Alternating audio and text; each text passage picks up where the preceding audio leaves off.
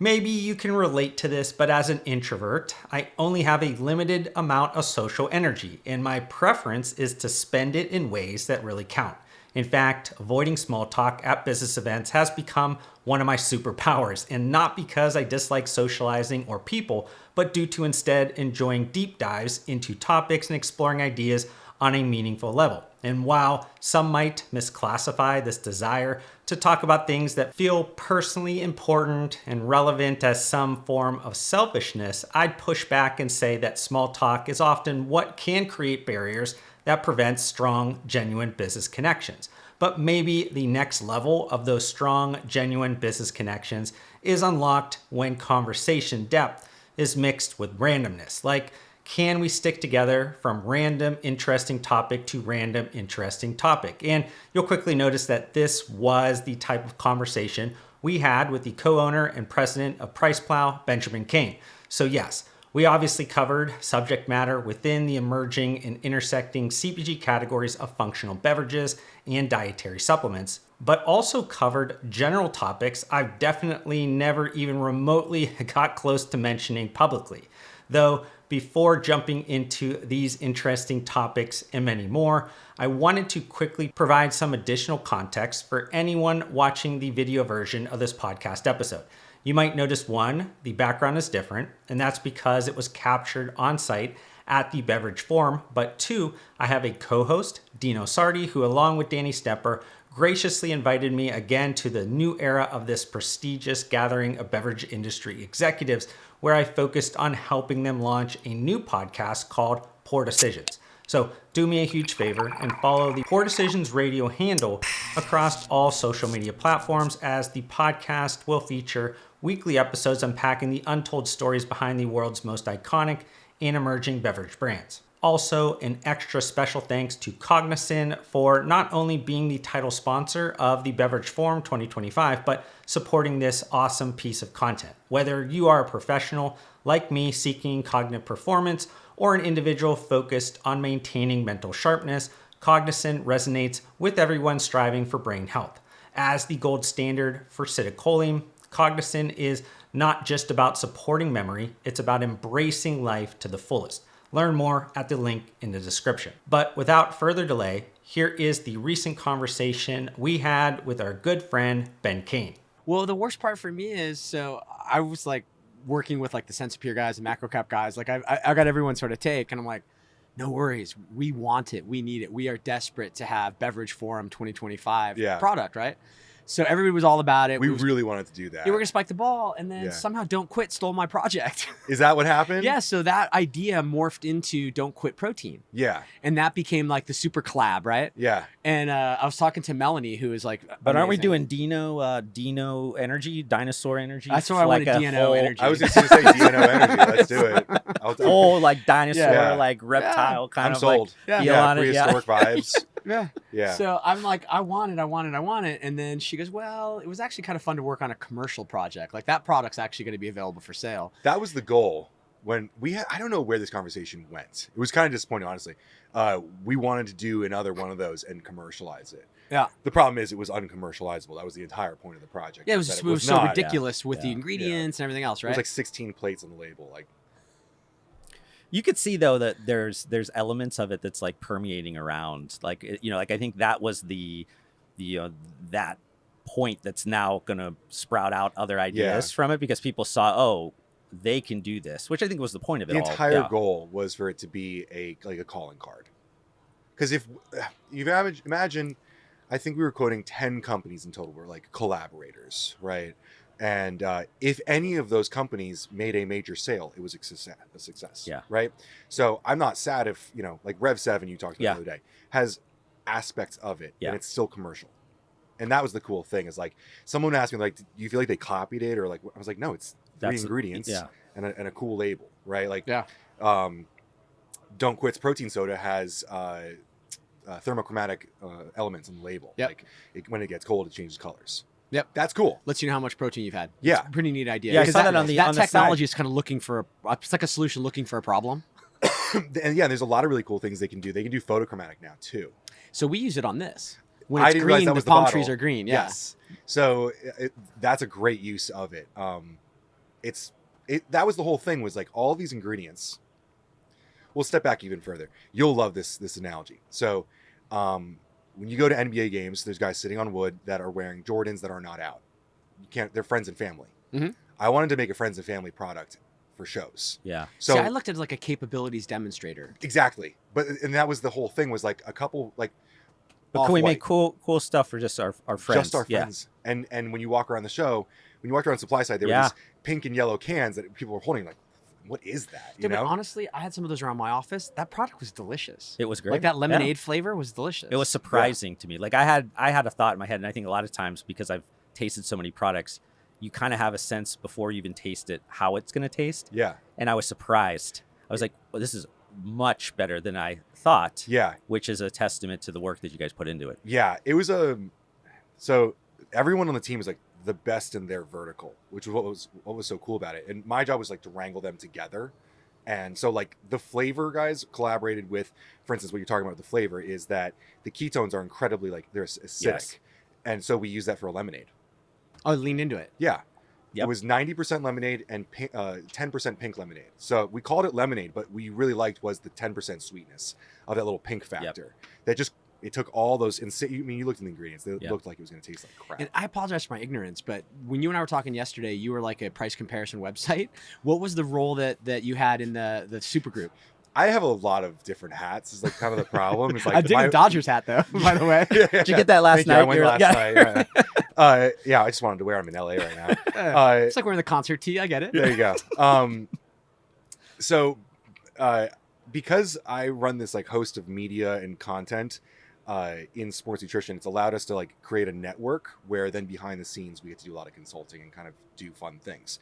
So this whole project came from, basically, I make content every day, and I wanted to make opportunities for myself to make more content. So like what we were saying behind the scenes was that we were manufacturing an organic moment, because these were all partners of mine. Like all these companies are all clients that I do content for. Okay. But like, how do you market novel ingredients? I like, they're all my friends and they all know I respect them, but I generally think that market is pretty boring in terms of like content and marketing and like campaigns. Well, it's to create the content, something has to happen and you have to capture it. Like if nothing Exactly. happens, there's nothing. Yeah. And so like if you go to a lot of these like branded ingredient Instagrams or LinkedIn's or whatever, it's just static images. Yes. Which are fine. You know, you can sign up for their event at supply side and, you know, there's not a lot to it. So what we wanted to do was give them an opportunity to do something fun, because they rarely have that, like an opportunity like that. You go around supply side, they have beautiful booths, not a lot of fun activations. I always called it beige. It was just lots of beige. If you're into it, it's a great beige. Yeah. Yeah. You know, but it's So then you become the link then, I guess, because a lot of these businesses are sort of competitive. Like they don't sit in the exact same lane, but there's a lot of overlap between some of these businesses. So I'll tell you the story. It's a cool story. I live in Princeton, New Jersey, and a couple of the guys, the main three guys, were in town with me. And we were at an old Princeton University bar. We had a couple to drink, and I was telling them about this idea that Macrocap and I were going to make like 500 bottles of just like a friends and family thing. And it would seem like Josh was going to have one. You know, I was just going to give them to people who other people would ask, what are you drinking? And then we were all sitting there, and my friends TK and Joey Savage, they have this thing where they don't let me say no. They don't let me do things small. They always want to like multiply my projects. And we all realized through this conversation that if we work together, we could make this absolutely massive. So I ended up calling Macrocap from the bar and was like, what's the minimum order that you guys can do? Which is kind of like, it was like 20,000, but like to do it efficiently, we settled at 50,000. I was like, can you do that? Can you run that all for free if I get you all the ingredients for free and the flavor for free? So you want the line time for free. Exactly. And so the idea is that these 10 companies all donated to service in some sort. And it was just a collaboration that nobody paid any money for. No money exchanged hands except for like shipping. Yep.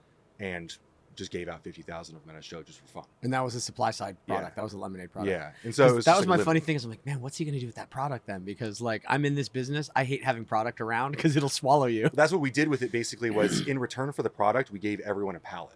Okay. So we got to supply side and each booth had a whole pallet sitting in the back, which was something like, it's like, I can't remember, 12 cases? No, not 12 cases. 120 cases or something like that. It was an insane amount, but we had been hyping it all the way up to the show, and they were all spread around the show. So it was like a scavenger. So you actually had really good distribution at the show. Yeah. That was the funny part was we did this in 8 weeks. by the way. Well, that's what makes it interesting. So, like, I was challenging Melanie. I go, I want a Beverage Forum can. Like, where's my can? And she goes, next year we'll get you a great can. And I'm like, nobody wants to wait till next year. I go, we've got Beverage Forum UK in October. I want one for that. And she goes, October, that's pretty tight. And I'm like, but that makes it fun. If I give you unlimited time, it's not interesting. Yeah. The problem is you were asking Melanie, who's reasonable. Like, I'll do that for you. We can do that. That's really cool. Like Mission Impossible, take the show on the road. Yeah, absolutely. I know people in the UK that could do it, but that was half the fun, was like getting to the finish date, because we had to design, put the whole thing together, formulate it, flavor it, and we went to each location and filmed the whole thing. It's great because like when ABC goes, we're going to rebuild your house. They don't do it in a year. It's a cool show because they do it in a week. And that, we now have an hour-long documentary about the whole thing. That's killer, dude. Yeah. Is it available right now? Not yet. Yeah. To hold This my is breath actually for a that great drop. opportunity. Yeah. It's coming out. Yeah. Well, this is actually a terrible opportunity. Not a single podcast has been distributed yet. Really? Yeah, we have. You filmed a few yesterday and today, I see. So we started on Friday. We filmed some on Friday, some on Thursday, Monday. Like we've been getting them, but nothing's been released. Nothing's been edited. It's a completely new idea. Yeah, we're just creating content. So this is really cool. Anything you say in here could be out in 3 months. I'll work with you on it. I mean, yeah. This is what we do. So I mean, I can edit for you something. Yeah. Well, I'd love after this. I'd love to connect you with my editor Jeffrey. Cool. And figure out maybe where the bodies are buried. I'd love to pick your brain. Yeah, absolutely. Do you guys just rent this booth, or like how does this work? So this is an embarrassing story, and I'm glad you're letting me tell it because Okay. I've been sitting in this booth for 2 days, and everyone's watching Josh and I sort of snuggle on this side. So originally we had a sponsor. The company was called Room or something like that. And they sell these rooms. Like if your corporation has open floor plan and you want to choose someone's ass, you need one of these little conversation pods, right? For whatever reason, it fell through. I think it was because they couldn't get it here on time or it just fell through. So the event company that did all this production for us, like the stage, the sign outside, we asked them if they could build one for us. And they built it. So I come and I see this thing and I didn't understand that pivot. I missed it. Like that. Luckily the staff is able to keep that from me. And I look at Christine and I go, why didn't we get a bigger one? I go, Room wouldn't give us a bigger one. And she goes, oh no, we made this one. And I go, why did we make it like this? Why isn't it? It's rather intimate. Why isn't it 18 inches wider? Yeah. And then I realized, oh, the women that were involved in this are all about 110 pounds and 5 feet tall. And there's probably plenty roomy for them. That's funny. That's really funny. And then I asked the production lady, I go, why did you make it this size? And she goes, well, 1, those are the dimensions you gave us. And 2, it would be expensive if we made it bigger. And I'm like, more expensive than what? Look at this event. Like, what, another $500? And then someone smarter than me looked at it and goes, oh, this is 4x8. This is one piece of plywood. It's just less cuts and less materials. Amazing. So here we go. Mean, it's great quality. I mean, well, Josh had a good idea. Josh is like, why don't we just put 2 axles under it? We can tow it around. Start taking it places. Just take it around with you, just bike it around. I mean, it's so small. You can just yeah, we're gonna start going to festivals with it. You could do like a comedian in Cars, but you could just be like getting towed.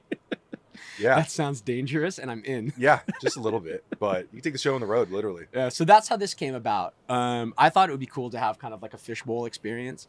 Last year, we had a different podcast come in and host. It was Taste Radio Guys. Oh, cool. And theirs had a lot of energy, and I thought the sound quality was great, but they were like mic'd up headsets. Like they were trying to create a quiet space that didn't exist. So this is actually a quiet space. You've done a couple of public podcasts, like the Muscle Farm one at the Arnold, and I kind of do them now. Arnold?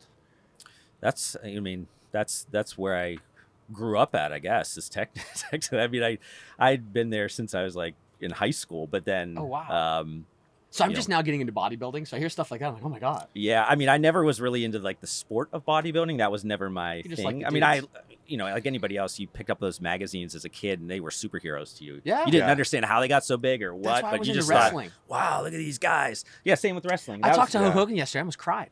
Yeah. I'm like, you were such a hero of mine. I was taking my vitamins and saying my prayers like a good Hulkamaniac. That's fascinating to me. I was like in my own head, and Hulk was like, good to hear, brother. Like,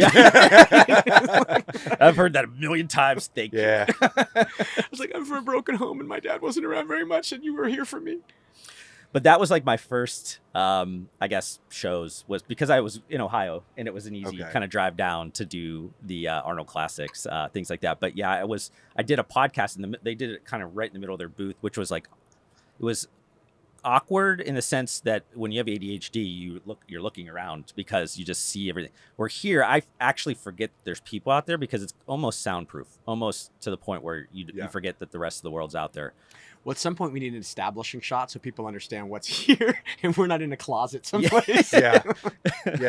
Like a wide angle outside to get the outsider's perspective on people in the box would be kind of funny, actually. Well, Danny's a movie producer and he's like, oh, we just need a shot from the outside to start every podcast. Yeah. I'm like, oh, establishing shot. Yeah, Perfect. exactly. It's pretty funny.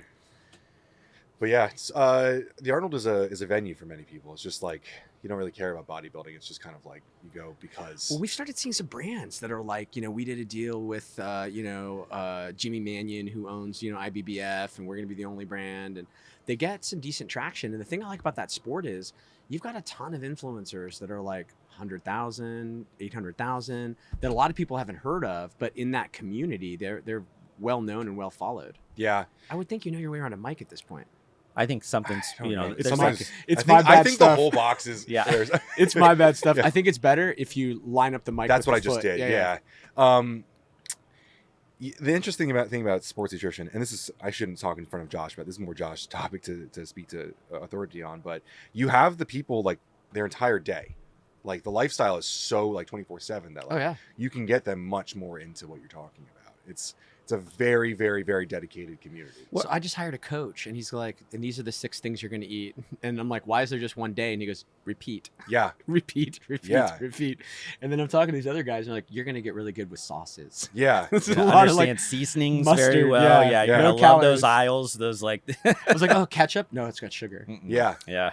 But there's a whole bunch of brands that do the no sugar kind of. I mean, they're artificial sweetener up the wazoo, but they kind of taste similar to Dude, them. I'm into it. Like I'm making Ninja Creamies now. And Yeah. I'm, You're meal deep prepping. into it. You're Yeah, deep I'm into it. Do you know Joey Swole?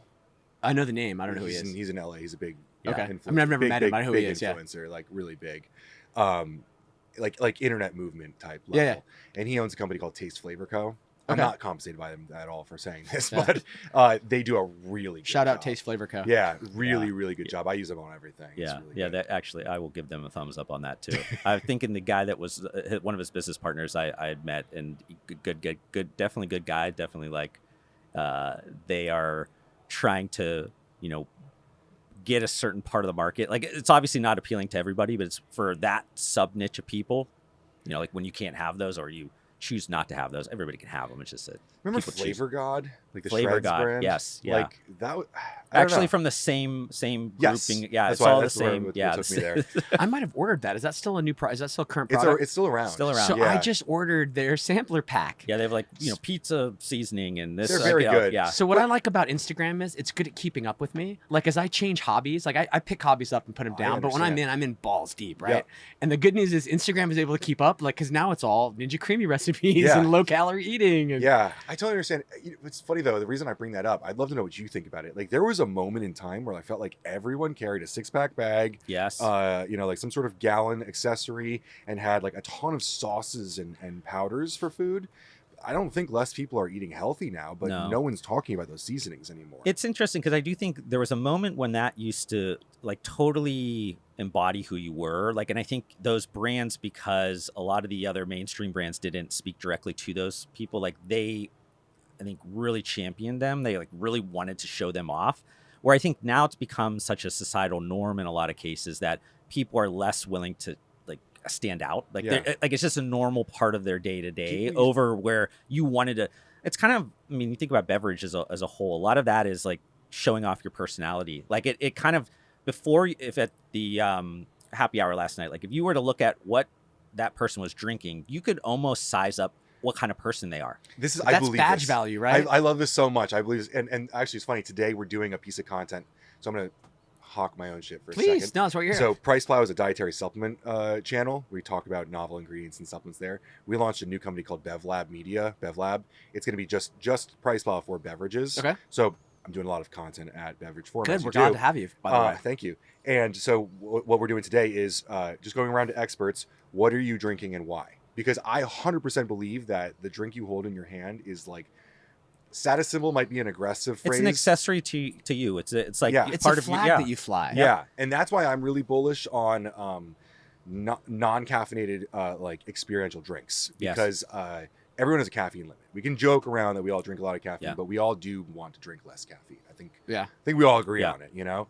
And so, like this only has like just over 100 milligrams of caffeine. But see, I'm drinking Gorilla Mind with 500 milligrams in a powder. You know what I mean? I don't know that I'm honestly trying to drink less caffeine. Well, here's my thing. I put it all into my pre-workout. You know, like I allot in one area, and then the rest of the day, like there's Rev 7 drinks here that are, it's ketones and cognizant. Yep. I love both those like ingredients too. Phenomenal. Yeah. Like I think ketones are a big trend for that because, and I mean micro trend in most honestly, but the badge value is interesting. So when I was working at Keurig Dr. Pepper 20 years ago, I was part of this ideation team where they took this really nice hotel and they brought in these guys who were going to teach us how to think outside the box, and some good ideas came out of it. But one of them that we thought was good was a male enhancement product.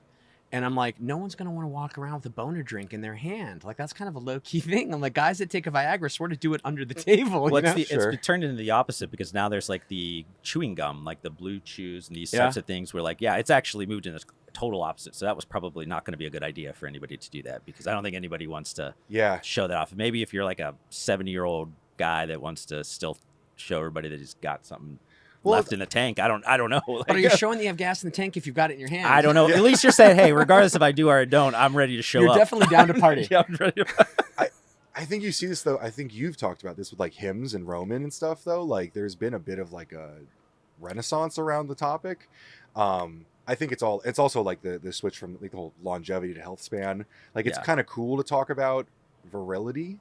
Yeah. You know, maybe not like boners, but like male virility is probably the best word. Well, the interesting thing is like you look at guys talking about Zen, and you know this is a bad example, but it's the one that jumps to mind. It's like Tucker Carlson talking about how nicotine is like the beginning of masculinity. I consider myself to be like a health professional, but like I love nicotine. And I think it's been massively misunderstood. I think it's between nicotine and tobacco, and that's where people are starting to catch up. Mm-hmm. So my good friends are the guys from Altria. They came to the show to kind of check out what's happening outside of tobacco, and a lot of those guys smoke.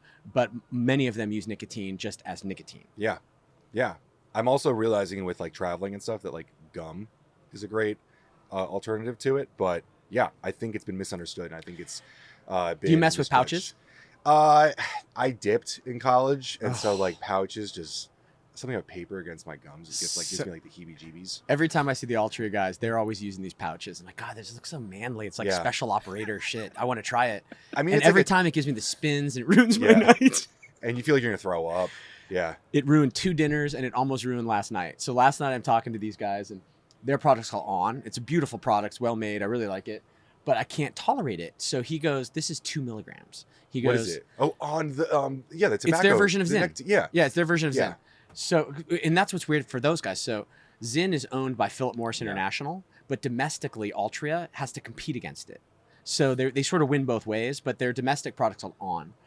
And he hands me the pouch of the package and he goes, a lot of people on the internet will say this is like baby stuff because it's only 2 milligrams. And I'm like, well, clearly you got a high tolerance. Why do you like it? And he goes, well, I keep one in all day because I just keep switching it. So the low dose is good.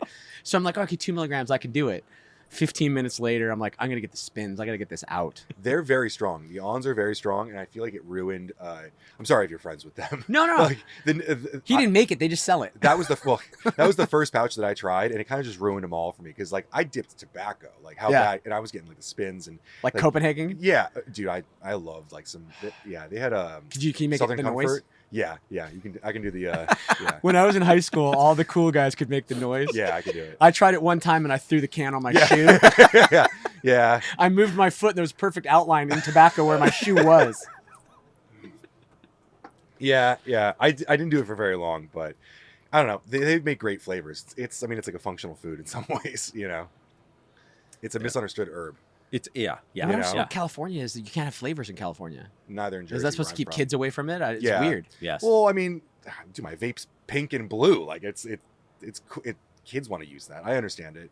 After this whole like suing with Ghost with like marketing to kids, I had all these commenters like comparing it to nicotine, and I'm like, we all knew that vapes were like they were marketing to kids. Like, there's no question about that. You know? Yeah, all the Joel like story behind that, like they've uncovered too much of that to know like there was an intention behind it, which is like, I mean, that's their MO, tobacco industry from long.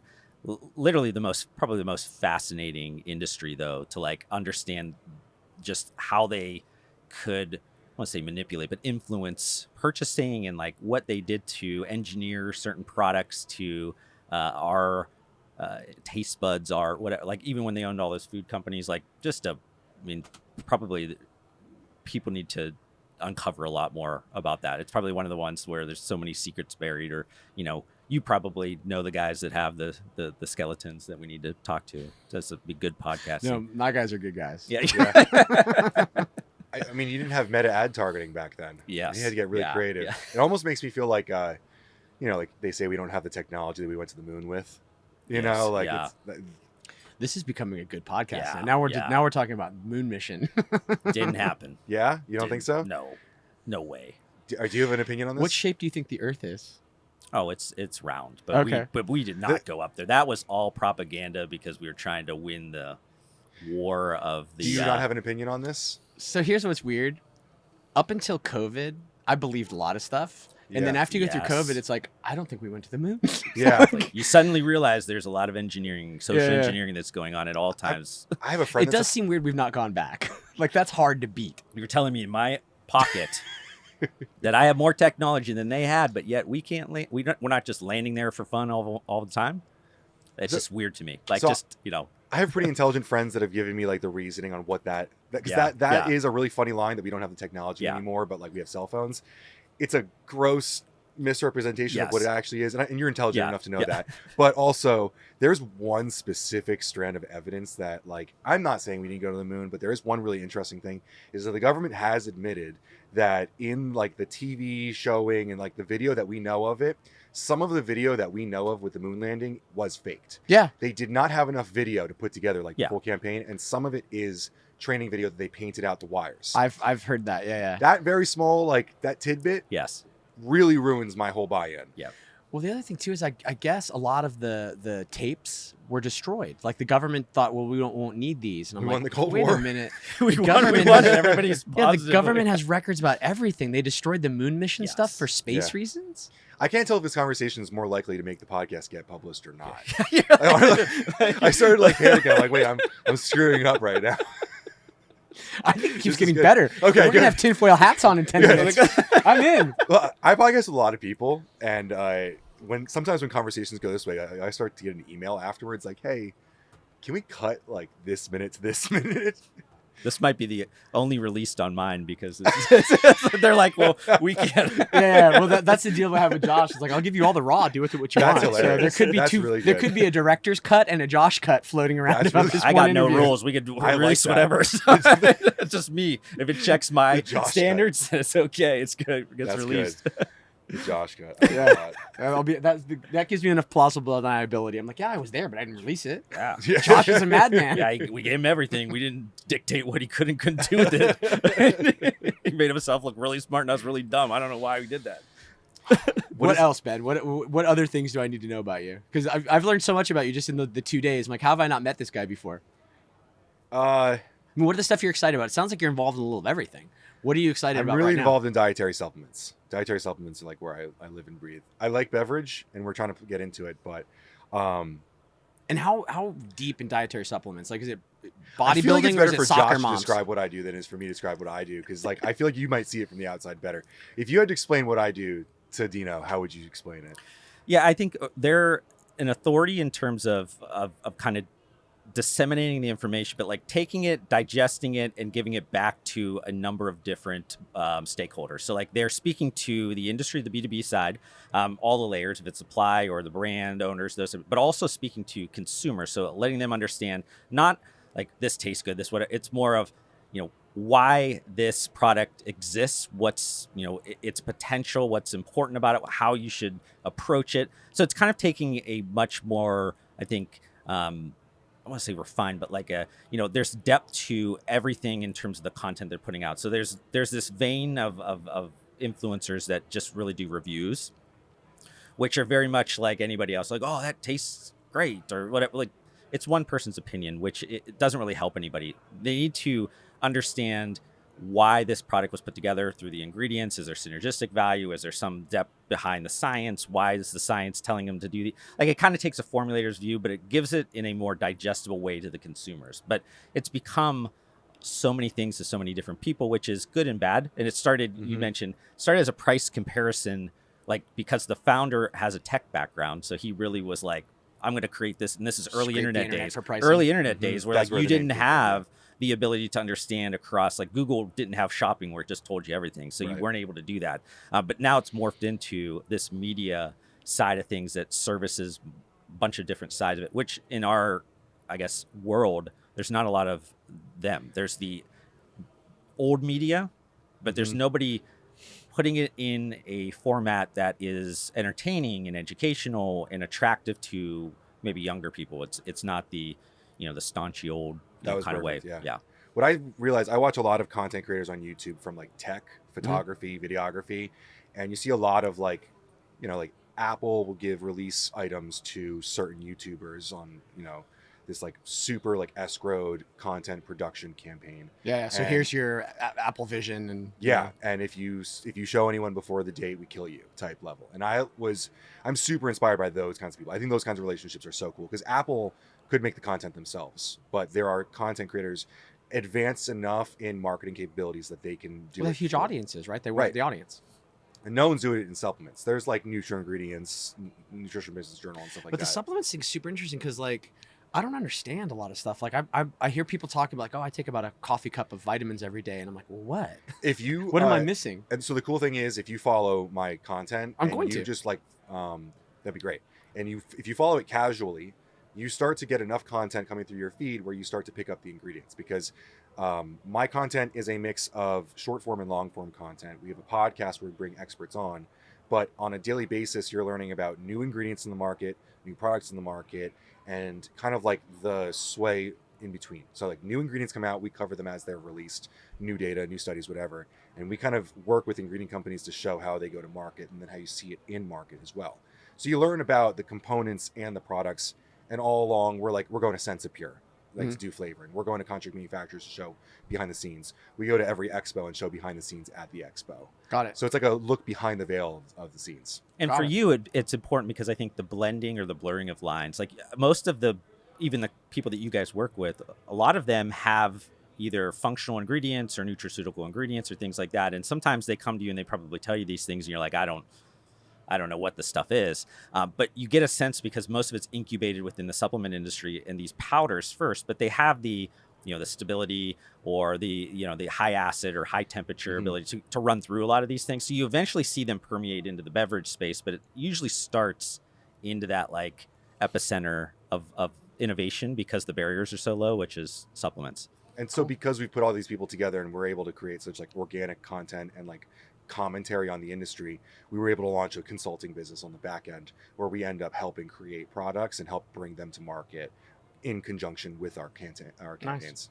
So well, it's cool, dude. I appreciate you giving me your time, and I look forward to like continuing this conversation. I don't know why it's taken us this long to meet, but I'm glad we did. I'm excited. This is really cool. I love your show. Congratulations on all the success. Thanks for coming, Ben. I appreciate it. Whatever I can do to help get you access, if you want any of this raw stuff, it's yours. Thank you. I appreciate thanks, it. bud.